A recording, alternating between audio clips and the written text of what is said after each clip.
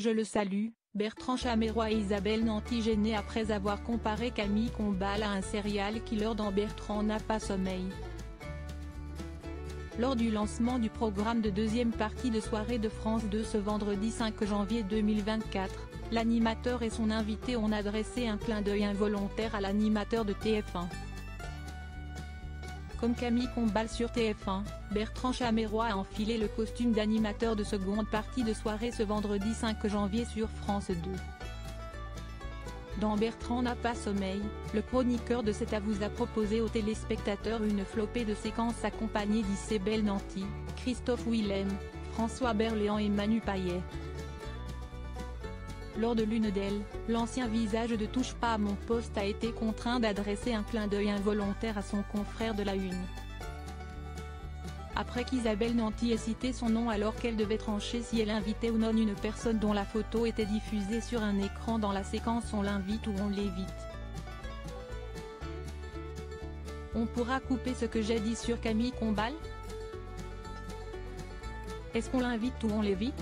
A demandé Bertrand Chameroy pour introduire ce nouveau personnage dont la photo est apparue sur un écran à ses côtés. Les yeux plissés, la comédienne de 61 ans a répondu « Attends, Ben oui on l'invite. Mais qui ?» Interrompant la réflexion de son invité, l'animateur a précisé que les photos proposées ne représentaient pas forcément des personnes connues. Si esti plusieurs personnes là, a alors déclaré François Berléand. Une affirmation qui a fait bondir Isabelle Nanty. Oui, et il y a du Camille Combal dedans, a-t-elle lancé créant l'hilarité dans le studio de tournage. Un peu mal à l'aise, Bertrand Chameroy a alors réagi. Ah ben ça lui fera plaisir. Je le salue d'ailleurs.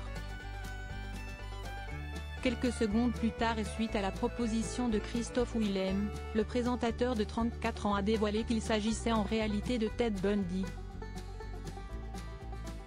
Un tueur en série américain ayant agressé et assassiné de nombreuses jeunes filles aux États-Unis dans les années 70, et au cœur d'un documentaire sur Netflix. Oh merde, s'est écrié Isabelle Nanty. On pourra couper ce que j'ai dit sur Camille Combal? Ah mais il fait flipper un peu, a tout de même ajouté Christophe Willem. Réparant sa comparaison hasardeuse avec le présentateur de Camille et Images, la comédienne a alors tranché. Non, Camille ne fait pas flipper. Puremedia.com vous propose de visionner la séquence. Démarrage correct mais pas mirobolant pour Bertrand n'a pas sommeil. Pour sa première le vendredi en seconde partie de soirée sur France 2, le rendez-vous proposé par Bertrand Chameroy a fédéré 813 000 curieux ce vendredi, selon Médiamétrie.